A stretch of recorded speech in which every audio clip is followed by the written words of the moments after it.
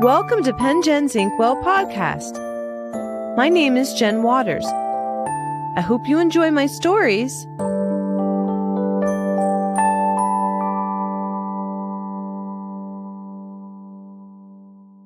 A Christmas hat was inspired by my great-great-aunt Gussie on my dad's side of the family, Augusta Brown, who was a Pennsylvania milliner who held ladies' card club with her Victrola talking machine company, Victrola.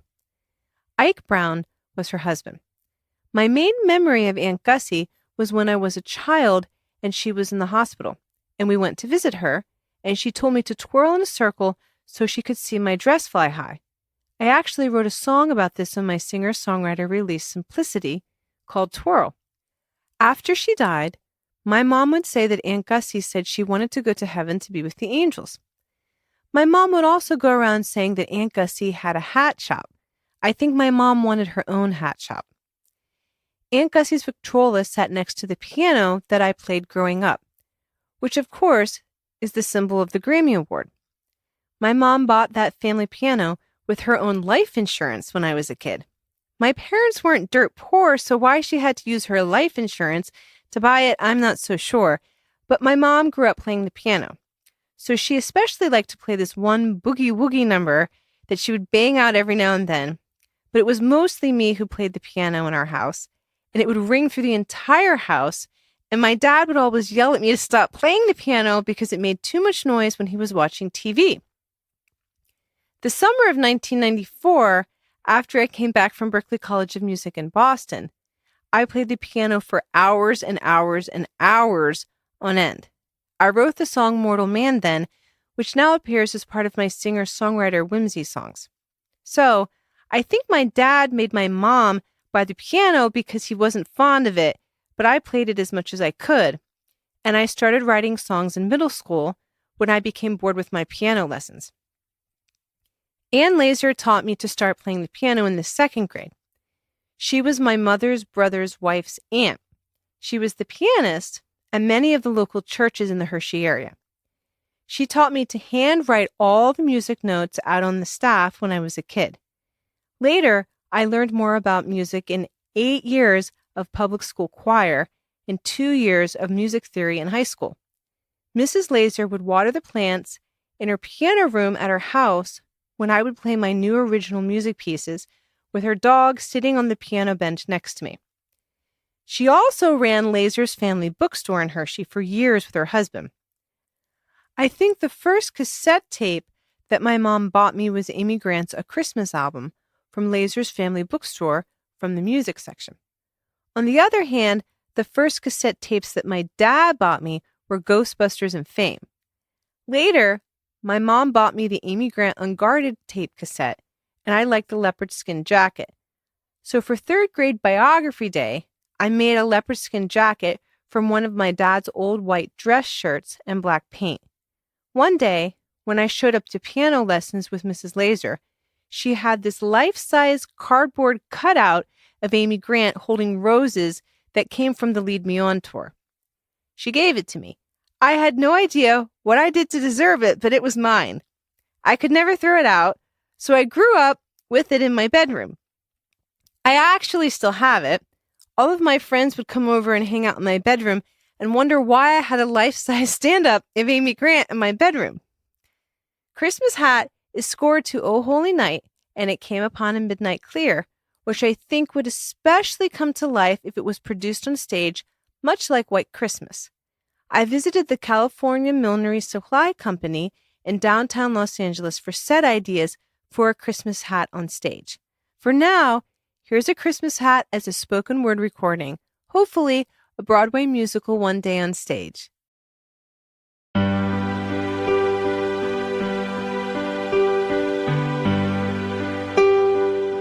Once there was a milliner named Augusta Brown who lived in a Victorian mansion in Philadelphia. In the front of her elegant home was a hat shop for all the beautiful ladies' hats that she made. What would I do with myself without my hats? She asked herself every morning. From the street, passers-by admired her seasonal window displays with hats of every kind.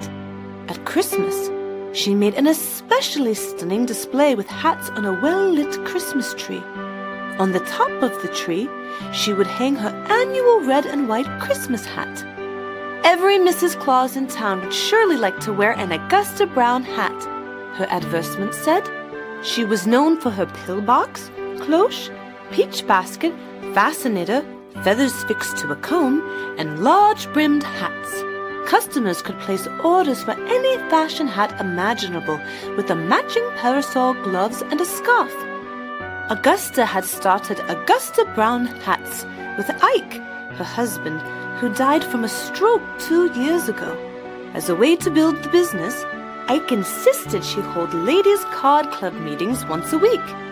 "I'll hide in the back of the house. You and the ladies would never want a man around," he said, laughing. The ladies of Philadelphia loved to play cards, eat desserts, and buy Augusta's hats. Ike even bought a Victrola from the Victor Talking Machine Company to play music for the card club. "Just don't turn the music up too loud. I'll be napping when the ladies come over." When no one but Augusta and Ike were in the shop, the couple would dance to the latest popular songs. Ike would put on A Little Bit of Heaven and smile when the world smiles with you almost every night. Now the Victrola sat in the corner and Augusta hardly ever used it, only once or twice since Ike died. It Came Upon a Midnight Clear was their favorite holiday song, which they danced to each Christmas Eve. These days, Augusta spent most Christmas holidays alone, rereading Pride and Prejudice by Jane Austen. Lately, she felt like closing the shop and trying something new, but she kept it open for something to do. She still held Ladies' Card Club, but mostly to feature her weekly hat special more than anything else. 2 for the price of 1, Augusta said, advertising her yearly Christmas sale in the window. If business doesn't pick up by spring, I'm closing the hat shop and moving to Boston, she told the card club. Boston? What's in Boston? One of the Ladies' Card Club members said. Nothing but snow and ice and cold. There'll be no memories of Ike, and I can start a dress company instead of a hat shop, Augusta said. It's really not business that needs to pick up. Romance in your life needs to pick up, a card-playing lady said. You're busier than ever with your hats. What you need is to find yourself a good gentleman like Ike. Augusta folded her hand of cards and poured herself a hot cup of tea with lemon and sugar. She nibbled on tea sandwiches and scones with Devonshire cream until the card game was finished. Despite the opinions of the Ladies' Card Club, Augusta thought she would certainly soon be on a train to Boston. The next afternoon, a man walked into the shop with a black, broad-brimmed gambler hat covered in snow.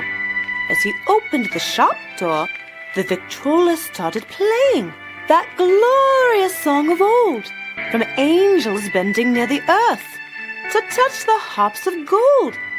Peace on the earth, goodwill toward men. When Augusta heard the music, she knocked over her spools of thread, and string went flying every which way. Mrs. Brown, let me help you with that, the handsome gentleman said, picking up the pieces of thread. Oh, it's just that I haven't played the Victrola in years. I must have bumped it or something, and it turned on by itself? I can't imagine how it would do that. I didn't even crank the handle. Well, maybe your husband wound it up, and you didn't know it, the stranger said, smiling at her. It's just a fluke, that's all. My husband passed away. I run the shop by myself. Sorry to hear that, the gentleman said, still trying to gather the spools of thread and stacking them in rows. My name is Andrew Knight. I live with my sister and her husband near Franklin Square. Oh, I see. Now, before the afternoon gets away from us, how can I help you, Mr. Knight? Augusta asked. I'd like a red pillbox hat for Lynn, my sister. It's a Christmas gift, and I need something special. I was sure you were going to say that you wanted a hat for your wife, Augusta said, writing the order. No, I've never been married. I've never found the right woman. Andrew said, adjusting his gambler hat. That's none of my business, is it? Augusta said kindly with hope. Your red pillbox hat will be ready on Friday. Augusta spent the next few days sewing Andrew's red pillbox hat, a bright, fitted hat with a bow on the side. When Friday came, Augusta made sure the Victrola was covered and put away in the corner. It's the Friday before Christmas, no funny business, she said to the machine, tying ribbon on Andrew's hat box. As Andrew opened the shop door that afternoon, the Victrola began playing right where it left off. From heaven's all-gracious King, the world in solemn stillness lay to hear the angels sing. So you must have cranked the Victrola this morning, Andrew said, staring at Augusta in an awkward moment. No, I've been too busy with my Christmas orders to bother with that old Victrola. Now, here's the hat for your sister. If she needs any minor adjustments after she tries it on, please let me know. Andrew took the hat box and held it at his chest.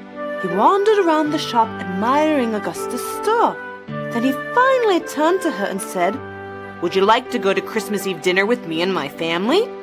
Oh, why, well, yes, thank you. I don't have any immediate plans. I'm probably moving to Boston, and I've almost bought my train ticket and plan to start a dress company. But yes, thank you. Good. I'll see you at 5:30 on Christmas Eve, Andrew said. Be sure to wear a fancy fascinator. When Andrew arrived at Augusta's door on Christmas Eve, the Victrola began playing again. Never in my life have I ever been so haunted, Augusta said, rushing toward the Victrola to turn it off. Augusta, would you like to dance with me? Andrew asked, taking her hand and twirling her in a circle. Well, I suppose so, Augusta said, reluctantly resting her head on his shoulder through all 5 verses of the carol. Although she put up a fuss for months, Augusta never bought a train ticket to Boston to start a dress company. She stayed in Philadelphia with her hats, spending each Christmas with Andrew as her husband.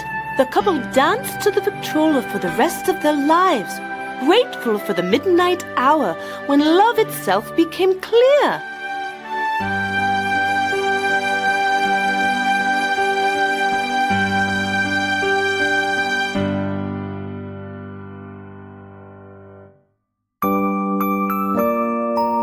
This has been Pen Jen's Inkwell Podcast.